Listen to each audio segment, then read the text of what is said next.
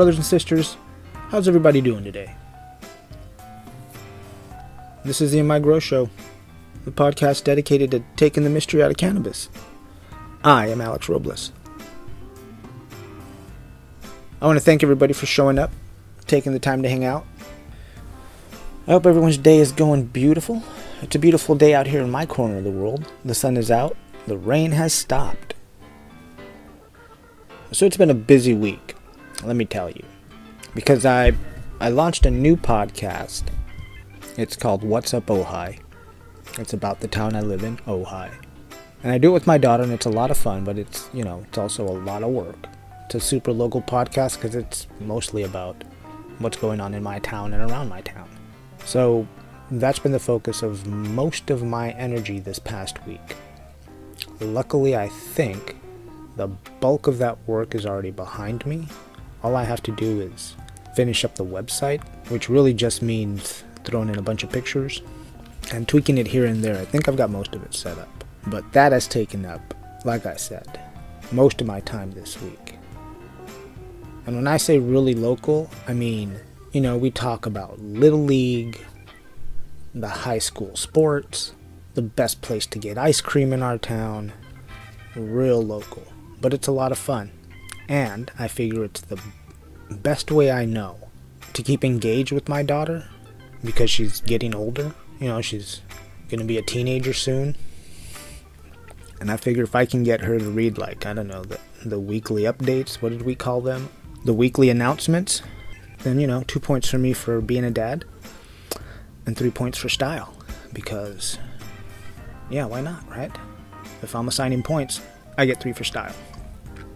Alright, but anyways. Let's talk about what I'm smoking.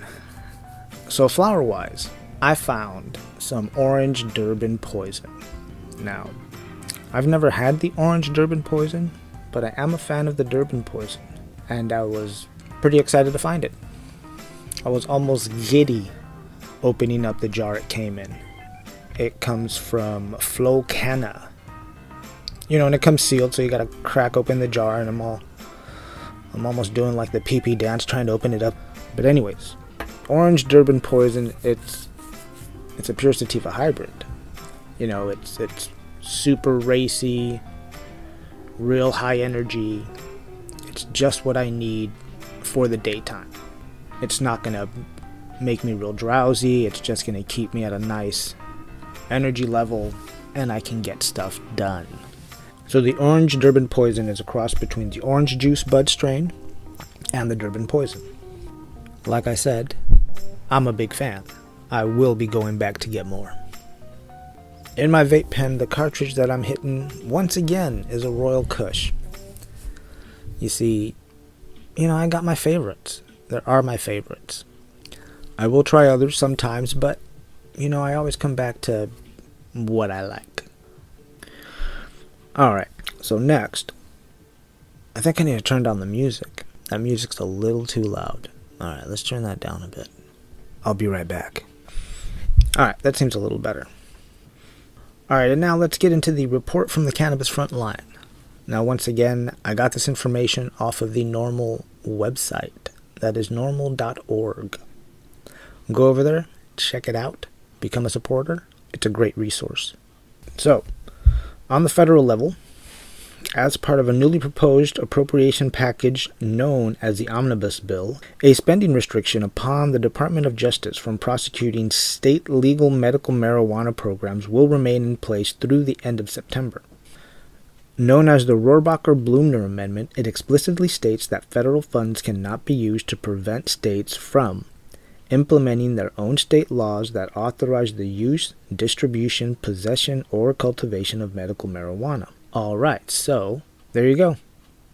Jeff Sessions can jump up and down all he wants. He can't do anything until at least September. Alright, and now on the state level, lawmakers in Colorado have formed the first ever statewide cannabis caucus to address issues such as social consumption, product testing, and the use of medical cannabis on public campuses. Yeah, well, good for Colorado for pushing the conversation in more directions. And now, Indiana Governor Eric Holcomb signed a bill legalizing CBD sale into law.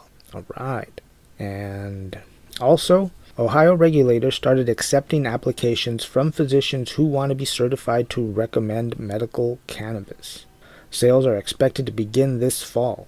That's in Ohio. And then we also have legalization bills that died in committees in Connecticut and New Hampshire, as well as a Maryland bill that lets the voters decide on legalization. All of those cannabis warriors in Connecticut, New Hampshire, and Maryland, thank you for being who you are. Don't give up the fight. We love and appreciate all of you. And Denver, Colorado is spending $1.2 million in marijuana tax revenue to repave roads. They're going to have streets as smooth as glass out there. I like it. That's what we need to do out here in California, man. We need to repave some of these potholes. Let's see. And now, what else do I have on my notes? Alright, next is going to be a little news article I found that I found interesting, and I'll tell you why at the end of the article.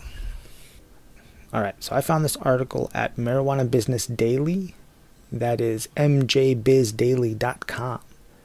And the headline reads, Hawaii's medical cannabis patient count climbs 33% in 2017.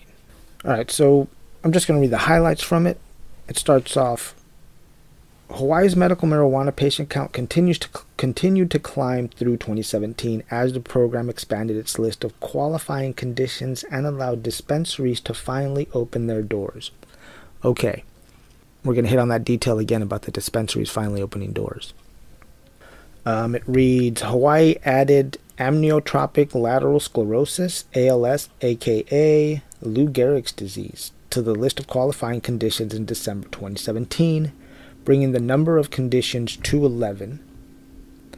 Medical marijuana was available only through home grows or caregiver programs for the first 17 years of the program. But that changed in August 2017 when the first dispensary opened. Before that, it seemed you could only grow your own cannabis in Hawaii, or have a caregiver grow it for you, and you guys come to some kind of agreement. But in August, they allowed for medical dispensaries to open up from the sounds of it, which is great. The article goes on to read, dispensaries tend to sell products at a higher price than what patients can get on the black market or through caregivers, so the benefits will have to be significant to convince existing patients to make the move. Yeah, which happens in every state. You know, the big trick is to convince the patient that dispensary prices are better, or that you're getting a better product. So, like anywhere, it's not one thing that's going to solve that issue. It's education, you know, a better taxing system so the dispensaries don't pass on so much of the cost onto the patient. I don't really know. I know it's not one single thing that's going to fix it. You know, at least that's what it seems like. It seems like there's a couple of things that have to happen in order to bring in the patients into the legal market, into the dispensary market. Now, at the bottom of the article, it reads, the state eventually plans to offer reciprocity for MMJ cardholders from other states. And this is a big deal because reciprocity means that me as a medical patient from California can go to Hawaii and use my medical card to get access to Hawaii's dispensary program, which is going to make it a whole lot easier when I go to Hawaii. I don't have to, try to hunt people down on the street to sell me some cannabis. Because I don't know people in Hawaii. We do plan on going to Hawaii next year. So, good on you, Hawaii. Let's get that reciprocity going. And I'll be visiting some Hawaiian dispensaries here in the near future. I like it. Alright, what else do I have on my notes here? Alright, so I had to drink some water because I had some wicked cotton mouth. Jeez. Next, I want to talk about an event I went to yesterday, which was the grand opening of the Ojai Greens dispensary here in lovely Ojai. It was at 410 Bryant Circle, which is kind of interesting how the city is putting the dispensaries out there in that industrial park, which is cool. It makes it easier for me. I only have to drive in one direction. But you know what I think we also need out there, since we're putting all the cannabis industry out there in that area? We need a little cannabis cafe. Some place where after you buy your cannabis, you can go hang out with your friends and use your cannabis. Yeah, it's not that hard to do. I think I know how you can do it. You would have to have the whole ceiling would have to just be a bunch of like HEPA filters, right, to filter out all the smoke. You'd have to be able to refresh the air every 15 seconds in the whole room. And that way people can enjoy smoking cannabis. Edibles, I don't know if you'd want to hang out and take an edible. You'd be hanging out for hours. Yeah, I'm not real sure about that part. Anyways, I went out to this grand opening, and it was really cool, man, because they have this open floor plan. You walk in, there's one security desk on the left where you have to sign in, but the rest of the dispensary is this open floor plan. I like that layout a lot better than I've experienced in others, where it's like a double security door. I don't know how you can have one and not the other. I don't know the dispensary. Maybe we should get a dispensary owner in here to talk about it. But getting back to the grand opening, there were a lot of people there. And I didn't get a chance to look at the concentrate table that they had there. And I also didn't get a chance to look at their edibles table. For a couple of reasons. One, like I said, there were a lot of people there. And two, I was in a bit of a time crunch. I thought I was going to take 15-20 minutes, kind of sprint in and out of there, talk to a few people, and I was gone. No way. It took longer than I expected. So I just didn't have the time to look at everything thoroughly. But I know I will be back soon to check out the rest of it when it's a lot calmer situation. Shout out to everybody that worked out there.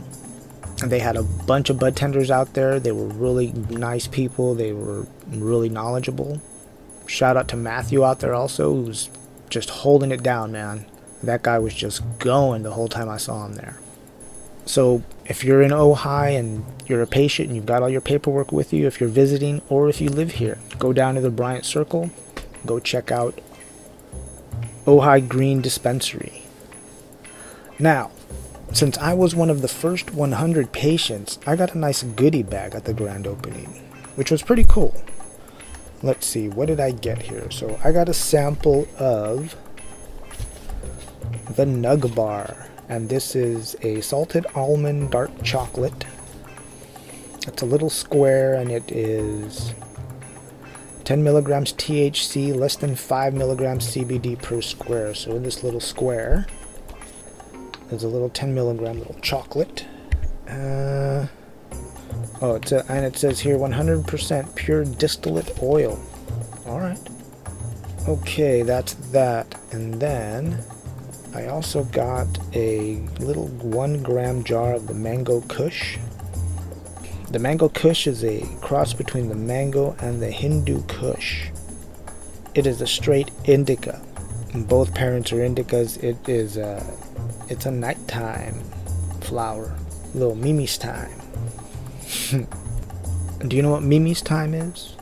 In my culture, where I come from, Mimi's time, or Mimi's, it's like nap time. Alright, but moving on. Let's see, we got this little sample pack. It's called Coast. It says chill on it. And it says 7 leaflets. Alright, now when I saw that, I got real excited. I thought, oh, there's seven of them. Nope, open it up. There's only 2 of these pre-rolled joints, which probably is why the package says sample. So these are kind of a trip. They're rolled like cigarettes. They got a filter at the end. I don't know if when I smoke them I'm going to keep that filter on. I may just tear that filter off. I mean, what are you filtering out, really? But the packaging reads here, it says chill, right? That's the name of this particular blend of pre-rolled joint. And the packaging says, kick back with chill, a thoughtful blend that transitions you into a relaxing sweet spot. Ooh. So that sounds like it's for the end of the day. Alright, well, perfect. I know exactly when and where and with who to smoke those with. Alright, we also got a free t-shirt, and it just says Ojai Greens. If you find me on Instagram at InMyGrow, there's a picture posted up of this little goodie bag. And We also got a few lighters, one from Ojai Green, one from Flocana, and I'm going to talk about Flocana here in a minute. Flocana came with the lighter, some papers, a couple of tips, and let's go over here. They also threw in this really cool glass, I don't know if you guys are familiar with it, it's a oney or a baddie or a chillum, but it's really cool. It's like, hand blown glass, blue and gold. So I thought that was awesome. And then there's also a pre-rolled called Phyllis. Phyllis? Really? I guess so. And it says medicated cannabis sativa. Ooh, it's just what I like. There's a QR code on it, huh? Maybe I'll read it later. And that was it. That was all the cool stuff that was in that little goodie bag. But anyways, back to Flocana. That's really beautiful looking flower. That Durban Poison was great. What I'm looking at here now is the birthday cake, which is an indica, which is also a Sleepy Time strain. So yeah, that was it. That was everything in my goodie bag. Like I said, if you want to have a better idea of what I got, go to my Instagram page and check it out. Let me know what you think. Send me an email at inmygrow@gmail.com. Alright, I'm going to take a quick break and get this stuff out of my way, and I will be right back. Alright, and like magic, I'm back. Okay, so next, I want to talk about nutrient mobility. If you go to inmygrow.com and search for nutrient mobility, you'll see an article that I think will help explain a little more about what I'm talking about. Alright, so when we're talking about nutrient mobility, we're basically talking about how easily a nutrient can move from one part of the plant to another, if it's needed, if there's a deficiency somewhere in the plant. Now, not all nutrients can do this. Okay, some nutrients are mobile, some nutrients are immobile. Immobile means that once the nutrient is absorbed by the plant and it's assigned to where it needs to be, it's locked into there. It can't be leached out or taken from there to go to another part of the plant that may be deficient in something. Your mobile nutrients can do that. Your mobile nutrients can be absorbed, put away in the leaf like a savings account, and then when it's needed somewhere, it can be taken out of there, kind of leached away and taken to there to where it's needed. Okay, like for instance, if a plant needs nitrogen, it'll first rob the lower, older leaves, the older growth, for that nitrogen, and move it to the newer growth up top. Okay, so when you have a nitrogen deficiency, for example, it'll typically start at the bottom, older leaves, because since it's mobile, since it's able to move, the plants are like, okay, I'm not getting that nitrogen in the soil or in my feeding regimen, but I've got some saved up in these older leaves. I'm going to take it from there. So when you start to see that kind of yellowing of those bottom leaves, one of the things that could be happening is that it's a nitrogen deficiency. There are other mobile nutrients that this happens to: phosphorus, potassium, magnesium. If you have a deficiency somewhere and you start to see that yellowing down below, I would usually look at what I'm feeding the plant. Is it getting enough of any of these mobile nutrients? Okay, now immobile nutrients, like I said, are those nutrients that are locked into place wherever they're at. Wherever they need to be, that's where they go when the plant needs them, and they're not going anywhere.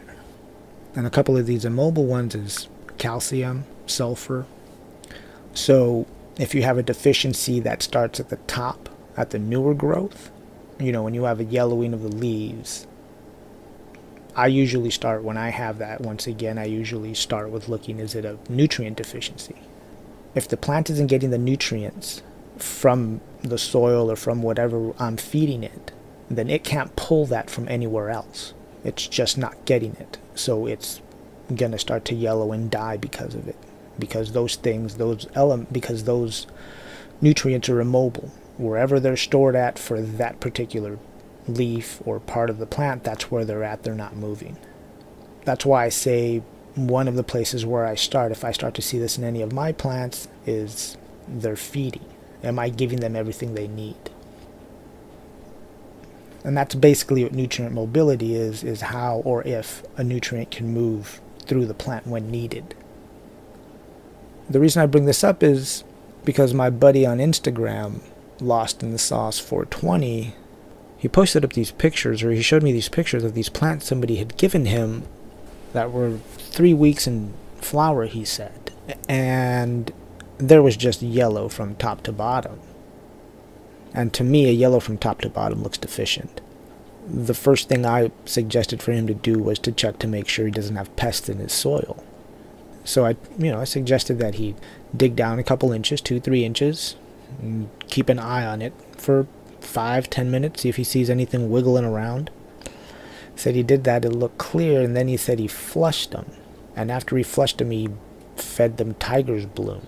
So Tiger's Bloom, if I'm not mistaken, and I haven't grown with bottled nutrients in a long time, but Tiger's Bloom is just that. It's a bloom booster, which is meant to be an additive to your regular feeding regimen, to your regular feeding. It's supposed to be there to boost the flower growth. But if you're only feeding the bloom boost, then you're starving the plant a little bit. So on top of flushing it, it seems like you flush away all of the nutrient in the soil, and then on top of that, you don't feed them again to kind of bring them up to that best level that they like, that optimum level of feeding that they like. And so because the yellowing was from top to bottom on the plant, I didn't think it was going to be a nutrient lockout, like the plant was taking up too much of one nutrient and not letting another one in. It looked like the plant was being starved. So I suggested for him to add a fish and kelp emulsion to his feeding, on top of also adding microbes, because the microbes are going to help make that nutrient plant available and help that plant take that nutrient up a lot quicker and kind of keep it around in the soil for the plant. And that's why the idea of talking about nutrient mobility came up. It goes a lot deeper than what I just explained here. I suggest you, like I said, get a good book. Get Greg Green's book. It's a great book. Or get anything by Jorge Cervantes. But get a book and read more about it. It's really going to help you understand your plant more. Well, ladies and gentlemen, that's all I got today. Thank you for hanging out. Listen to me talk. Rant a little bit. Don't forget to subscribe to the show. Go to the website, inmygrow.com, subscribe there, or wherever you get your podcasts from. And if you want to help support the show, if you can help support the show financially, go to patreon.com and search for In My Grow Show. Like I say, that campaign helps me pay for equipment, pay for hosting fees.